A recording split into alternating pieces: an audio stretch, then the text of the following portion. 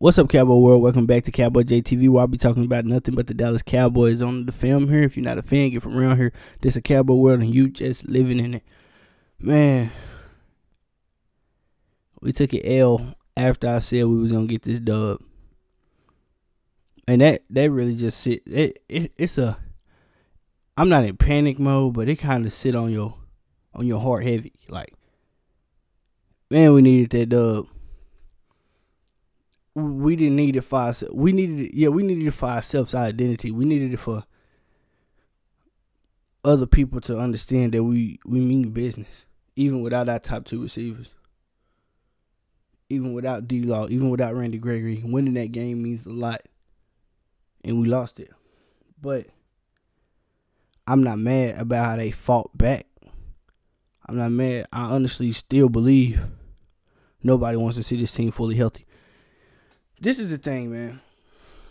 I never blame the refs. I never do.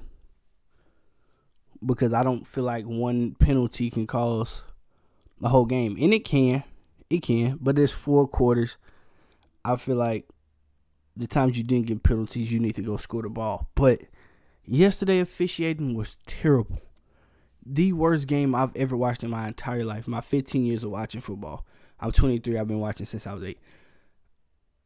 Oh my God, it's terrible. I never blame the refs.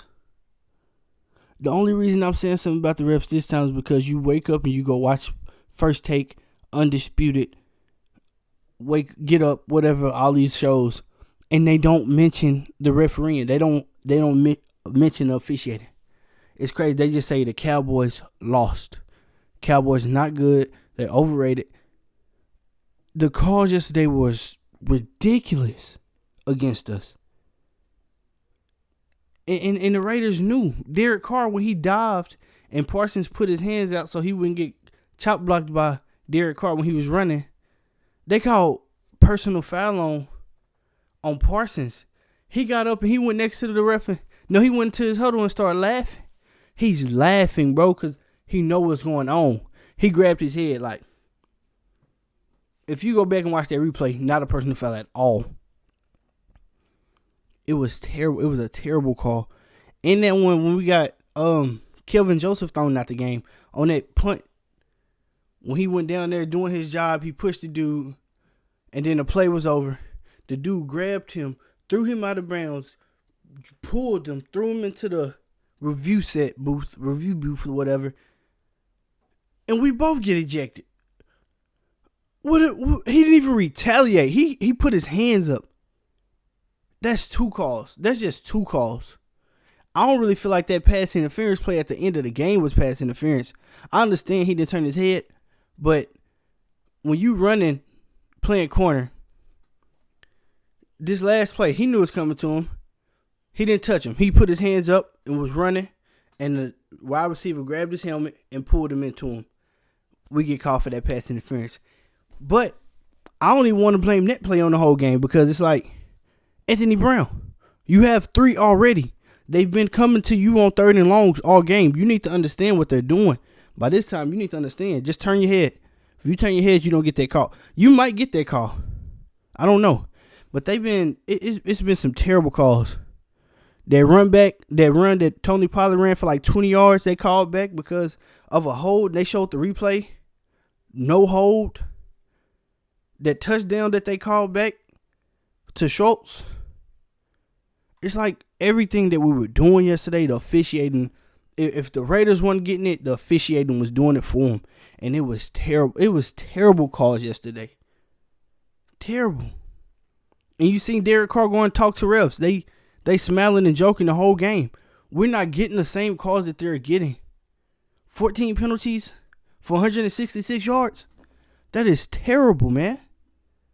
It's terrible. I just don't get it, bro. I don't. But with all that being done, we still stayed in the game. We lost by 3. And another thing, we lost that game because Greg Zernline can't kick field goals. What's the other dude that we had brought in? Holla Rule or something? He hit every field goal while Zernline was out. And yet we cut him. That's why I be saying I think I know more than the front office, because that's stupid. Zerline's been missing field goals all year. All year. He missed the extra point. You make the extra point, Zerline, we win that game 34. No, we win. Yeah, 34-33. We win that game 34-33 if you make one extra point. Let alone the field goal that you missed, that 59-yarder. I get it, but you're a field goal kicker. You get paid millions to make these kind of kicks. 59 yards, they put you out there because they thought they can trust you. He's been missing all year. He misses at least one a game on average. And we cut the other one that we knew that was good. Jerry, you need to do something. He has to go. I understand you paid him, but kickers don't make that much. You can afford to let him go and go get that other kicker that we just had. He's pretty decent. Go get him. I don't understand what's going on. But like I said, I'm not in panic mode. I'm not too mad about this game because honestly, we're 7-4. We still leading our division. I wanted the first round bye. We might not have got that anyway. But there's still a chance. People making it seem like we just all the way out of it. Green Bay can lose 2 more games. We can go undefeated. Cooper and CD is coming back next week. We can go undefeated for the rest of the season. I honestly believe that. Arizona can lose some games. Rams can lose some games. 100%. But so that's why I'm not in panic mode at all. I feel like we need to calm down. I feel like Dak needs to. I don't think he trusts that he can win games without Cooper and CD. So we gotta hope that they stay healthy. But Dak, yesterday that third and 4, when we got in overtime, you gotta make that play, Dak. That's a play that you always make. You weren't finna take a hit or nothing. You had it wide open. You jumped out. You ran out the pocket. That's when you at your best, when you out that pocket. You got to make that pass to Noah Brown. He might not even catch it, but you got to give him a chance, man. And then McCarthy. Oh, my God, McCarthy. Why not challenge that fumble in the first quarter? Why not challenge that? That's a fumble. It's clear as day. And that's another officiating thing. How you incomplete? Y'all don't even go review it. Y'all just incomplete. That was a fumble. And McCarthy, knowing that's a fumble, you have to challenge that. It's ridiculous. Knowing it's a fumble. Instead of sitting on the sideline complaining, stop waiting on Jerry to tell you what to do. Because either way it go, McCarthy, if you don't win the Super Bowl or get to the NFC championship, you have about probably next year, and then you're gone. You gone.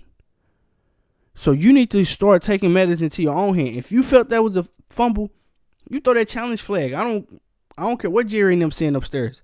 You throw that challenge flag. You trying to get your team a win. Because regardless, you're getting fired if you don't get to the NFC championship this year or next. So it is what it is. McCarthy, at first I believed in him. I don't. They say he went to the Super Bowl. I get that, but he's not really showing me his management skills off. I don't know.